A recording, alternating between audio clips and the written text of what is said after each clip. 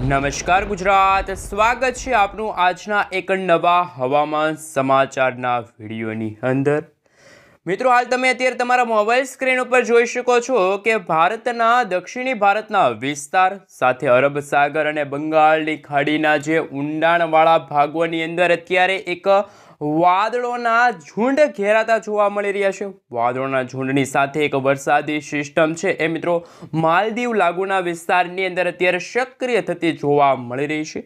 આ મિત્રો વરસાદી સિસ્ટમ અત્યારે લો પ્રેશરના એરિયામાં છે, પરંતુ જેમ જેમ મિત્રો દિવસો પસાર થશે તેમ તેમ આ વરસાદી સિસ્ટમ એક મજબૂત વાવાઝોડાની અંદર કન્વર્ટ થાય એવી આગાહી અત્યારે હવામાન નિષ્ણાત અંબાલાલ પટેલ સાથે પરેશ ગોસ્વામી તરફથી હાલ દર્શાવવામાં આવી રહેલી છે। પરંતુ મિત્રો આપણે જોવાનું છે કે ગુજરાતમાં આગામી 3 દિવસ સુધી વાતાવરણ કેવું રહેવાનું છે।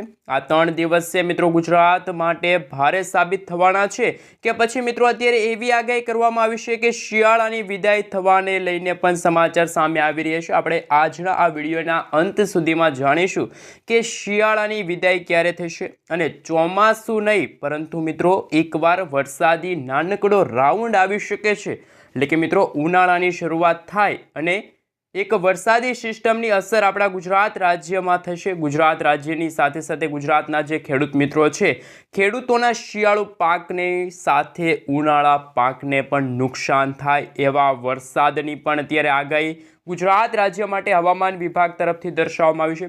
પરંતુ મિત્રો આજે ગુજરાતનું તાપમાન પણ ખૂબ જ વધારે જોવા મળવાનું છે। ગુજરાતમાં પણ 30 ડિગ્રી સેલ્સિયસથી પણ વધારે તાપમાન આજે બપોરના સમયગાળા દરમિયાન જોવા મળવાનું છે।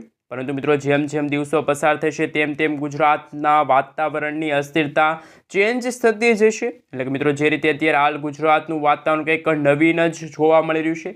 ગુજરાતમાં તો મિત્રો ખાસ કરીને વહેલી સવાર દરમિયાન ઠંડી પડતી જોવા મળી રહી છે। ઠંડીની સાથે મિત્રો અમુક ભાગોની અંદર પવનો પણ ફૂંકાતા જોવા મળી રહ્યા છે।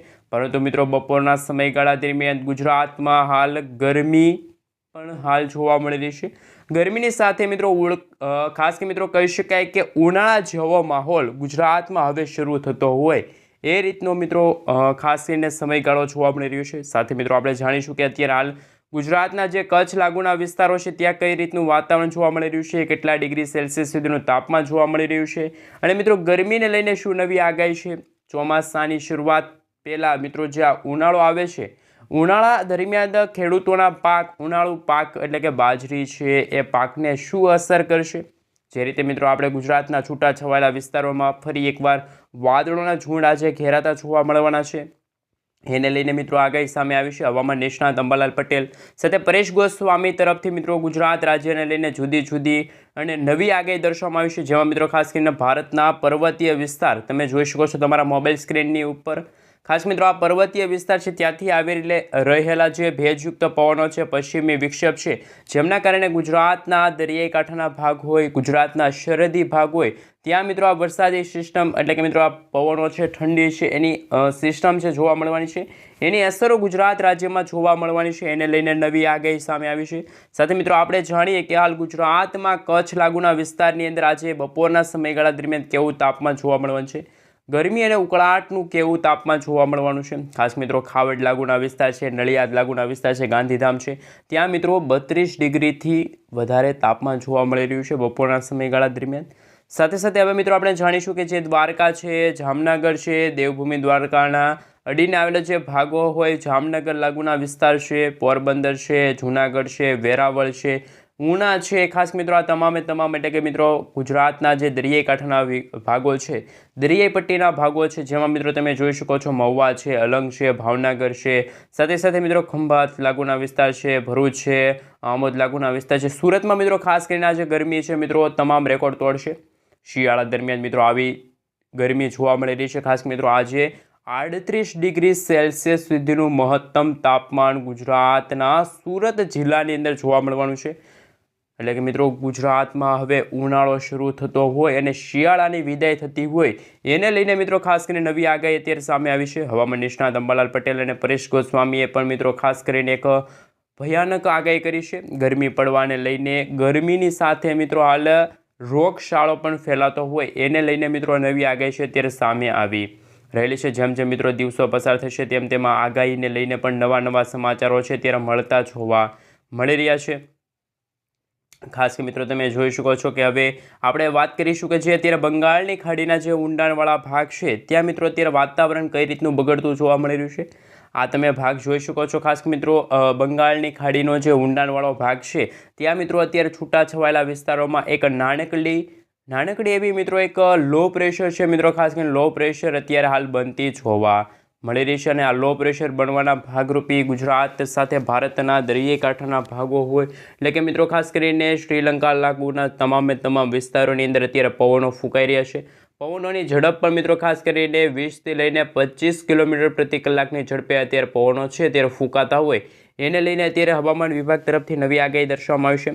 સાથે મિત્રો ગુજરાત સાથે ભારતના જે દરિયાઈ કાંઠાને અડીને આવેલા જેટલા પણ રાજ્યો છે જેમાં મિત્રો આપણે વાત કરવા જઈ રહ્યા છીએ જેમાં મદુરાઈ છે, બેંગલુરુ લાગુના વિસ્તાર છે, આ સાથે મિત્રો તમે જોઈ શકો છો વિશાખાપટ્ટનમ છે, વિજયવાડા લાગુના વિસ્તાર છે, ભુવનેશ્વર લાગુના વિસ્તાર છે। એટલે કે મિત્રો જે બંગાળની ખાડીને અડીને આવેલા જેટલા પણ ભારતના દરિયાઈ કાંઠાના વિસ્તારો છે ત્યાં તમામ લોકોને સાવચેત રહેવા અને સલામત રહેવા માટે અપીલ અત્યારે ઇન્ડિયન મોન્સૂન ડિપાર્ટમેન્ટ તરફથી કરવામાં આવી છે। કારણ કે મિત્રો આ ફેબ્રુઆરી મહિનો ચાલી રહ્યો છે અને આજે થઈ છે મિત્રો ખાસ કરીને 25મી ફેબ્રુઆરી અને આજે વાર થયો છે મિત્રો મંગળવાર। તો મિત્રો આજના હવામાન સમાચારની વિગતવાર માહિતી મેળવીએ એ પહેલાં મિત્રો જો ખાસ કરીને તમે ચેનલ ઉપર નવા છો તો વિડીયોને એક લાઇક કરી દેજો અને ચેનલને હજુ સુધી સબસ્ક્રાઇબ ન કરી હોય તો ખાસ કરીને મિત્રો ગુજ્જુ વેધર યુટ્યુબ ચેનલને સબસ્ક્રાઇબ કરી દેજો જેથી કરીને મિત્રો તમને દિવસભરના તાજા અને ગુજરાતની પલની હવામાનને લઈને ખબરો છે એ સૌપ્રથમ તમને આ અમારી ગુજ્જુ વેધર યુટ્યુબ ચેનલના માધ્યમથી મળી જાય। તો મિત્રો ખાસ કરીને ત્યાં જોઈ શકો છો તમે કે આ ફેબ્રુઆરી મહિનાના અંતિમ દિવસો એટલે કે મિત્રો જે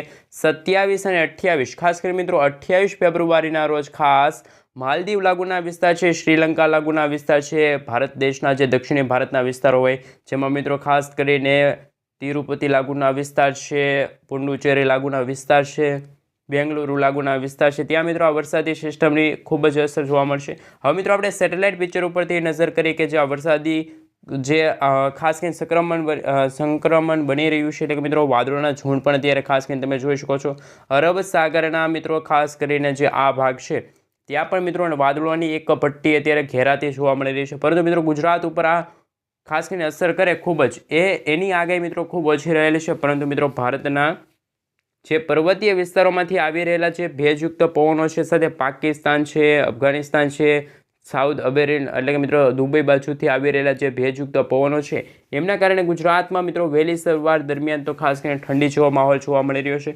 પરંતુ બપોરના સમયગાળા દરમિયાન ખાસ કરીને મિત્રો ગરમી અને ઉકળાટનું પ્રમાણ પણ હવે વધતું હોય એ રીતે મિત્રો જુદી આગાહી અત્યારે જુદા હવામાન નિષ્ણાતો તરફથી દર્શાવવામાં આવી છે। ખાસ મિત્રો એમાં હવામાન નિષ્ણાત અંબાલાલ પટેલ દ્વારા આગાહી કરવામાં આવી છે 2025ના ચોમાસાને લઈને। સાથે મિત્રો પરેશ ગોસ્વામી દ્વારા પણ 2025ના ચોમાસાને લઈને થોડીક એક અગત્યની એક ખાસ કરીને મિત્રો કહી શકે કે આગાહી છે કે મિત્રો 2025નું ચોમાસું છે કંઈક વિશેષ રહેશે। એ પહેલાં મિત્રો આપણે જણાવી દઈએ તો ખાસ કરીને ભારત દેશની અંદર અત્યારે ડબલ ઋતુનો અહેસાસ થઈ રહ્યો છે। ખાસ મિત્રો હવે તમે જોઈ શકો છો આ પહેલો ભાગ હું તમને દર્શાવીશ।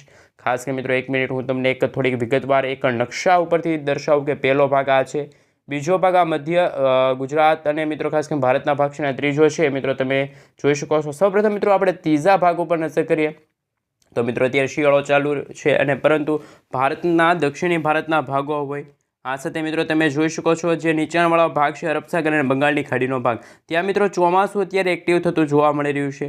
એટલે કે મિત્રો ખાસ કરીને ભારે પવનો ફૂંકાઈ રહ્યા છે, વાદળોના ઝુંડ એકઠા થઈ રહ્યા છે અને અમુક ભાગોમાં તો કમોસમી વરસાદ પણ પડતો જોવા મળી રહ્યો છે।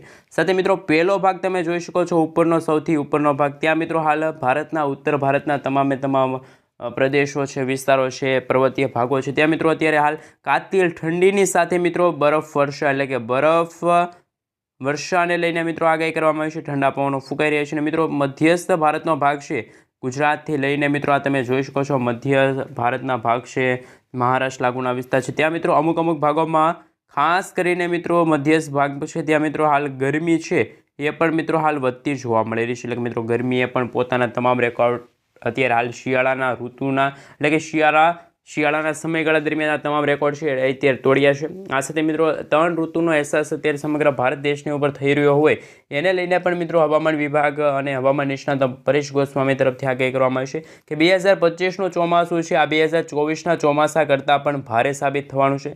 કારણ કે મિત્રો આ વર્ષે છે એટલે કે 2025ના વર્ષ દરમિયાન નવા વાવાઝોડા છે એ આપણા ભારતના અનેક વિસ્તારોની અંદર 2025ના સમયગાળા દરમિયાન અથડાતા હોય એને લઈને પણ મિત્રો જુદી જુદી આગાહી જુદા જુદા હવામાન નિષ્ણાતો તરફથી હાલ મિત્રો આગાહી છે ત્યારે દર્શાવવામાં આવી રહેલી છે.